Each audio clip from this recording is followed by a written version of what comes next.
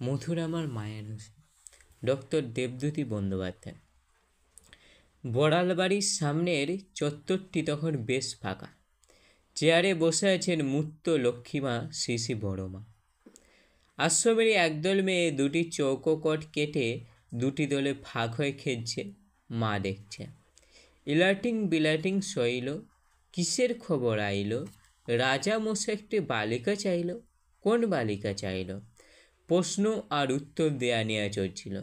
এরপর কবারির মতো উল্টো দল থেকে একটি মেয়ে এসে ছুঁয়ে দিয়ে যাবে বিপরীত পক্ষের একজনকে। তখন ওই দলের মেয়েরা সমবেতভাবে বলবে, নিয়ে যাও বালিকারে। জগজ্জননী অনেকক্ষণ ধরে অনেক খেলা দেখছিলেন।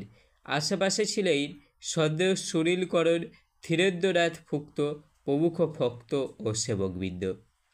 একসময় মা আমার ধীরেন্দাকে ডাক দিয়ে বললেন, এই ওদের ডাক তো একবার।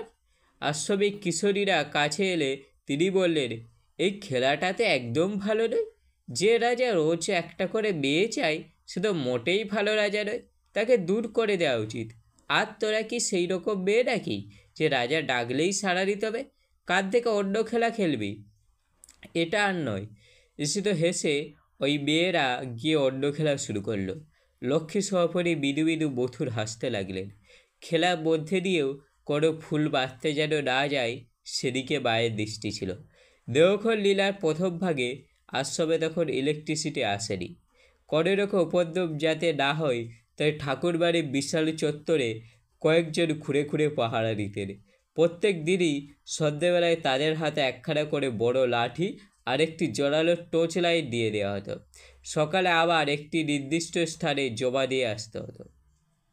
পাহারা ঠিকমতো চলছে কিনা তা শ্রী বড়মা নিজে তদারকি করতেন। রাত 2-2:30টায় সবাই উঠে নিঃশব্দ পদসঞ্চারে অতন্দ্র হয়ে ঘুরে বেড়াতেন পুরুষোত্তম লীলা সঙ্গিনী। পাহারাদাররাও জানত তিনি যে কোন মুহূর্তে এসে পড়তে পারেন। তারা সদা সতর্ক থাকতেন। দূর থেকে তাকে আসতে দেখলেই আরও সাবধান হয়ে যেতেন। একদিন একটা মজার ঘটনা ঘটে। জনৈক পাহারাদার একটি বারান্দায় টর্চ আর লাঠি রেখে ঘুমিয়ে পড়েছে। ওখানে ডাকছে। রাত গভীর। জগন্ময়ী শ্রী বড়মা হাঁটতে হাঁটতে সেখানে এসে পৌঁছেছেন। তারপর নিঃশব্দে তার লাঠি আর টর্চটি তুলে নিয়ে নিজের ঘরে চলে গেলেন। এদিকে খুব ভাগলে সেই পাহারাদার দেখতে পেলেন যে তার টর্চ আর লাঠি নেই। ব্যাস, তার তো পিলে চমকে গেছে। সকালেই টর্চ আর লাঠি জমা দিতে হবে। এখন সে কি করে? রাতে ঘুমিয়ে পড়ে সে যে গুরুতর অপরাধ করেছে সেটা সে বুঝতে পারে। মোটামুটি আন্দাজ করে বুঝতেও পারে শ্রী বড়মা এসেছিলেন, ধরেও ফেলেছেন তার কাছে গাফিলতি। টর্চ আর লাঠি তার হেফাজতেই আছে। সে কোনো দিকে না তাকিয়ে সোজা মায়ের ঘরের সামনে গিয়ে একেবারে হাওয়াও করে কান্না জুড়ে দিল। তাকে একটু ফটকে দেওয়ার জন্য মা মৃদু হেসে বললেন, তোর টর্চ আর লাঠির আমি কি জানি? পাহারাদারটি দারুণ ভয় পেয়ে গেছে। সে এও জানে মায়ের করুণা ছাড়া এই যাত্রা উদ্ধারের আর কোনো উপায় নেই। সে বারবার তার অপরাধ স্বীকার করে ক্ষমা চাইতে লাগলো। মায়ের ঘরের দোরগোড়ায় মাথাও ঠুকছে। সে এক দৃশ্য। বাকি আর সন্তানের বেদা সইতে পারেন? একটু পরেই তার টর্চ আর লাঠি বের করে দিয়ে বললেন, আজ যেন পাহারা দেবার সময় ঘুমিয়ে পড়িস রে। লোকটি, আগে না মা। বলতে বলতে প্রণাম করে টর্চ আর লাঠি যথাস্থানে জমা দিতে চলে গেল। থিরুদা রেডিওতে ক্রিকেট ভাষ্য শুনছেন। ভারতের খেলা। শ্রী বড়মা জিজ্ঞাসা করলেন, কারা ব্যাট করছে? কে ব্যাট করছে? থিরুদা বললেন, ও নীল ব্যাট করছে। শ্রী বড়মা বলে উঠলেন, ঠাকুর ওরির যেন আউট না হয়। থিরুদা বলেন, বা ও তো সাহেব, ও নীল, অনিল নয়। হেসে পরমা প্রকৃতি বা আবার শিশুর মতো বলে, ঠাকুর ও যেন আউট হয়ে যায়। সন্ধ্যার পর আশ্রমের মায়েরা এসে তার কাছে করতে হাজির হতেন। নারী জীবনে করণীয় ও পালনীয় প্রসঙ্গে গল্পচ্ছলে শ্রী বড়মা অনেক কথা বলতেন।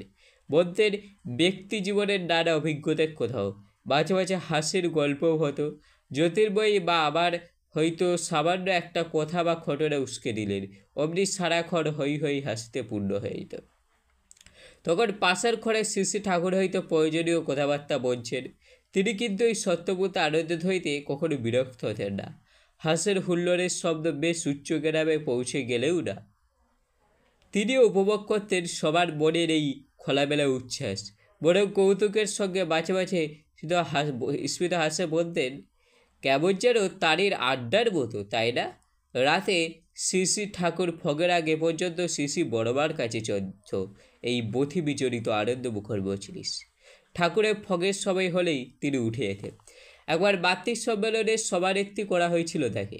এক সময় তিনি বললেন, তোমরা যাকে নিয়েই সভা করছো তার এখন ফগের সময় হয়েছে, আমি চললুম। নারায়ণের সেবাতেই যে লক্ষ্যের আনন্দ। খুশির জোয়ার উপচে পড়ে হৃদয়ের দুকুল ছাপিয়ে।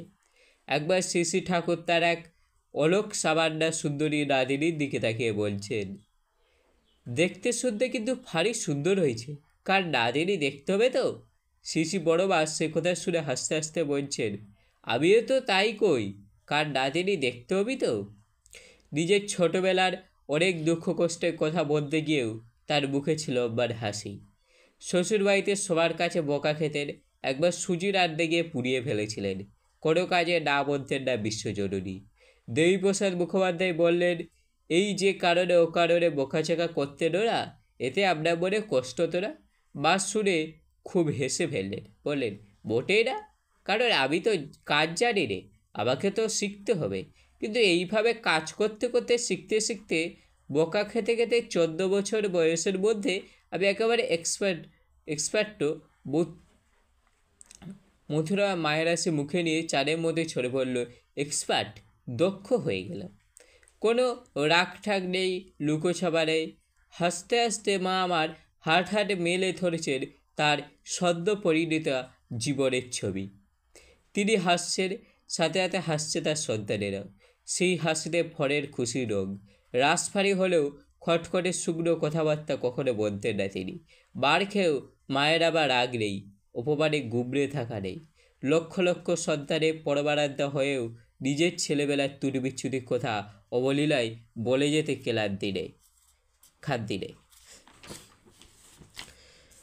বলছেন, একবার আমাকে বাড়িতে খিফাতে রাঁধতে বললো। জিজ্ঞাসা করতে আমি বললাম, হ্যাঁ পারবো রে, কিন্তু খিফাতে যে ফ্যান ফেলতে নেই তা কি আর আমি জানি?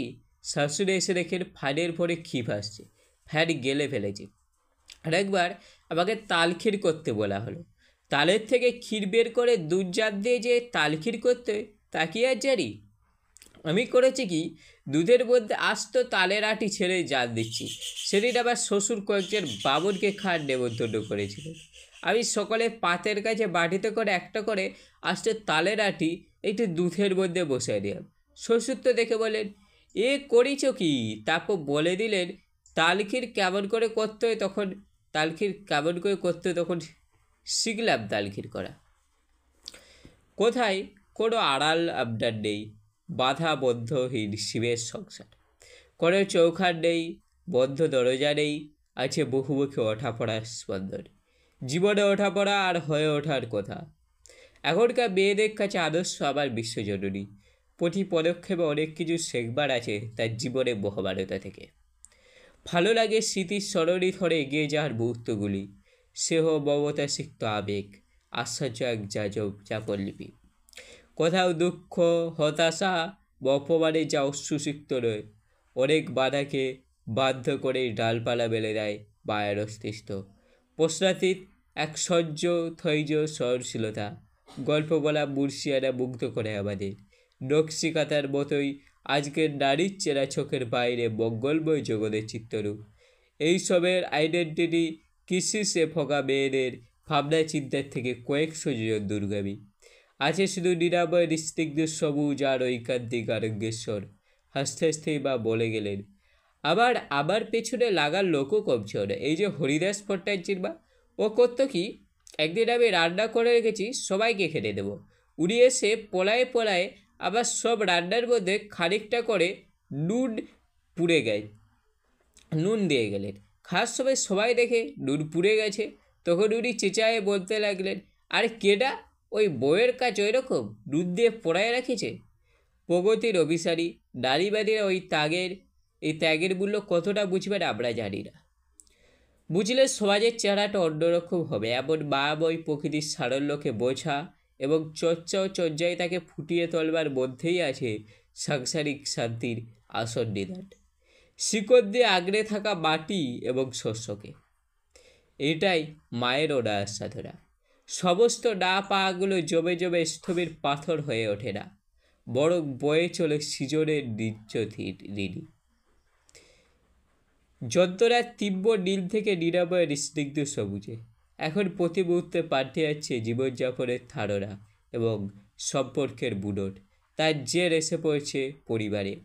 তখন সব বেদন অধিক্য মধুর আবার মায়ের হাসিটি আমাদের চেতনার দিগন্তকে নতুন করে রাগিয়ে দিয়ে যায়।